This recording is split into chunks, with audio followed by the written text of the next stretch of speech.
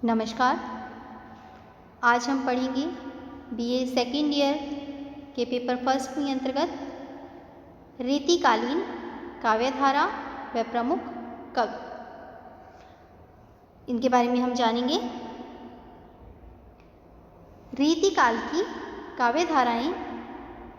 तो रीतिकाल में कौन कौन सी काव्यधाराएं रही, इसके संबंध में अलग अलग विचार हैं। इन काव्यधाराओं को अलग अलग धाराओं में बांटने का, काव्यधारा के रूप में स्थापित करने का जो कार्य आचार्यों द्वारा किया गया और इन काव्यधाराओं को अलग अलग धाराओं में बांटने के लिए इन्हें स्थापित करने का जो भी कार्य हुआ वो काव्यांग निरूपण के आधार पर हुआ। तो यहाँ भी काव्यांग निरूपण अत्यंत महत्वपूर्ण योगदान रखता है, क्योंकि रीतिकाल में रीति शब्द का अर्थ हमने कहा था काव्यांग निरूपण ही है। तो यहाँ रीतिकाल को जो काव्यधाराओं में बांटने का कार्य किया वो भी काव्यांग निरूपण के आधार पर ही किया गया। तो रीतिकाल में अलग अलग काव्यधाराएं हुई, उन्हें स्थापित किया गया। तो इसके अंतर्गत हम पढ़ते हैं आचार्य रामचंद्र शुक्ल का नाम। आचार्य रामचंद्र शुक्ल ने जो है रीतिकाल में दो धाराएं स्वीकार की। एक धारा उन्होंने बताई रीतिबद्ध और दूसरी धारा रीति मुक्त। शुक्ल जी के अनुसार वे कवि जिन्होंने लक्षण ग्रंथों की रचना की और उसी के आधार पर काव्य रचना की वे रीतिबद्ध कवि कहलाए। एक बार फिर से सुनिए। वे कवि जिन्होंने लक्षण ग्रंथ भी लिखे और उन्हीं लक्षण ग्रंथों को ध्यान में रखते हुए उन्हीं के आधार पर अपने काव्य की भी रचना की, वे कवि रीतिबद्ध कवि कहलाए और ऐसी काव्यधारा रीतिबद्ध कवियों की काव्यधारा कहलाई। और इसके अंतर्गत जो नाम आते हैं कवियों के, जैसे केशवदास, देव, मतीराम, भूषण, चिंतामणि आदि। ये तो थी रीतिबद्ध। अब हम देखते हैं रीतिमुक्त के बारे में। तो शुक्ल जी का मानना है कि ऐसे कवि जिन्होंने न तो लक्षण ग्रंथ लिखे और न ही उनके आधार पर काव्य रचना की, वे रीति मुक्त कवि कहलाए, अर्थात जो रीति से काव्यांग निरूपण से मुक्त थे। अर्थात ऐसे कवि जिन्होंने ना तो लक्षण ग्रंथ लिखे, लक्षण ग्रंथ लेखन का कार्य नहीं किया और न ही उन लक्षण ग्रंथों के आधार पर उन लक्षण ग्रंथों को ध्यान में रखते हुए अपने काव्य की रचना की, वो रीति मुक्त कवि कहलाए।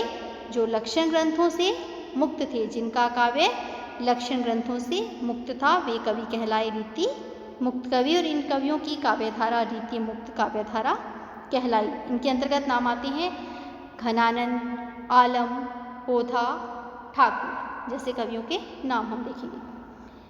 इसी परंपरा को आगे बढ़ाते हुए अगला नाम हम देखते हैं आचार्य विश्वनाथ प्रसाद मिश्र का।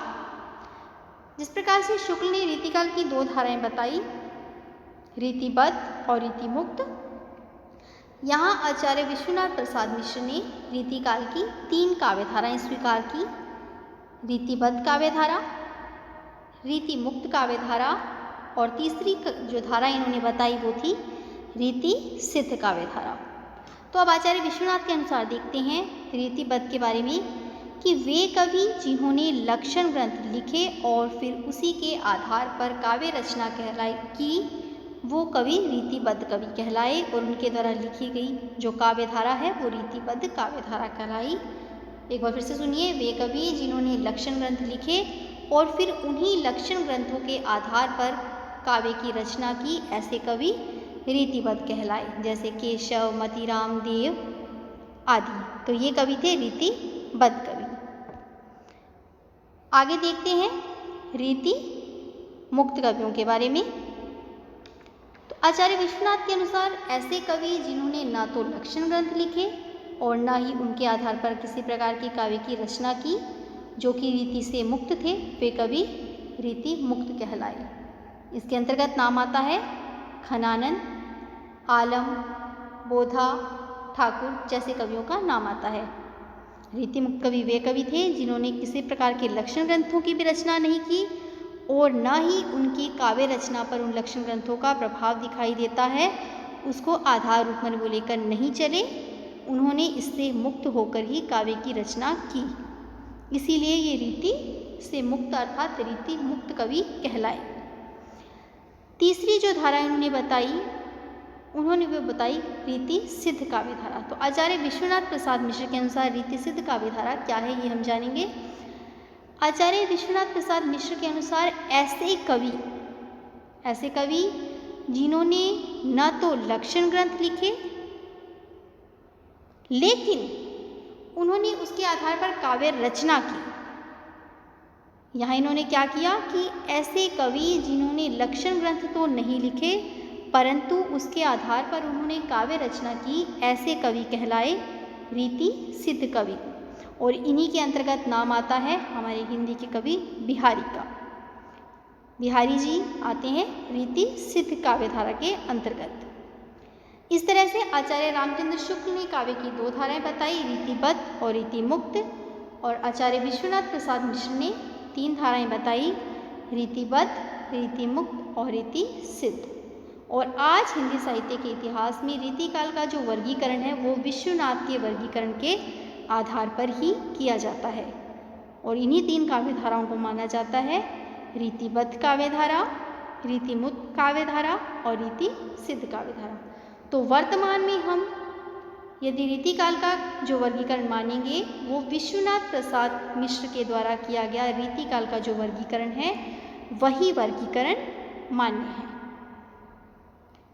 तो अब इसके बाद हम पढ़ते हैं रीतिकाल के प्रमुख कवियों के बारे में। रीतिकाल के प्रमुख कवि। रीतिकाल के प्रमुख कवियों के अंतर्गत जिन कवियों के नाम आते हैं वे इस प्रकार से हैं।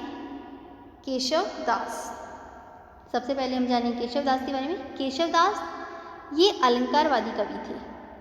इनकी रचनाएं हैं, प्रमुख रचनाएं कवि प्रिया, रसिक प्रिया, रामचंद्रिका आदि। दूसरा नाम चिंतामणि, ये रसवादी कवि थे। इनकी रचनाओं में है कवि कुल कल्पतरु, ये प्रमुख रचना है इनकी। फिर इसके बाद नाम आता है देव। देव प्रगल्भ और प्रतिभा संपन्न कवि के रूप में प्रसिद्ध रहे। इनकी रचनाओं के नाम हैं भाव विलास, भवानी विलास, रस विलास और जाति विलास आदि। उसके बाद नाम हम पढ़ते हैं मतीराम का। मतीराम सरस अकृत्रिम कवि कहलाए। इनका ग्रंथ है रस राज। इसी श्रृंखला में हम अगला नाम पढ़ेंगे पद्माकर का। पद्माकर का ग्रंथ है पद्माभरण जगत विनोद। अगला नाम है भूषण। इनका ग्रंथ है शिवराज भूषण। अगला नाम आता है ग्वाल का। इनके ग्रंथ का नाम है रसरंग। फिर इसके बाद हम देखते हैं भिखारी दास। इनके ग्रंथ का नाम है काव्य निर्णय, श्रृंगार निर्णय, शतरंज शतिका आदि। कुलपति मिश्र रस रहस्य आदि। इस तरह से प्रमुख कवि हुए जिनके नाम और रचनाएं हमने यहाँ पढ़ी। एक बार फिर से देखते हैं रीतिकाल के प्रमुख कवियों के नाम। केशव दास, कवि प्रिया, रसिक प्रिया, रामचंद्रिका, चिंतामणि, कवि कुल कल्पतरु इनकी रचना।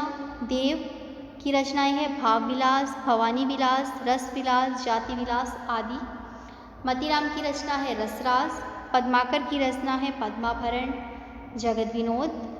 भूषण की रचना है शिवराज भूषण। ग्वाल की रचना है रसरंग। भिखारी दास की रचना है काव्य निर्णय, श्रृंगार निर्णय। कुलपति मिश्र की रचना है रस रहस्य आदि। तो ये थे रीतिकाल के कुछ प्रमुख कवियों के बारे में जानकारी। धन्यवाद।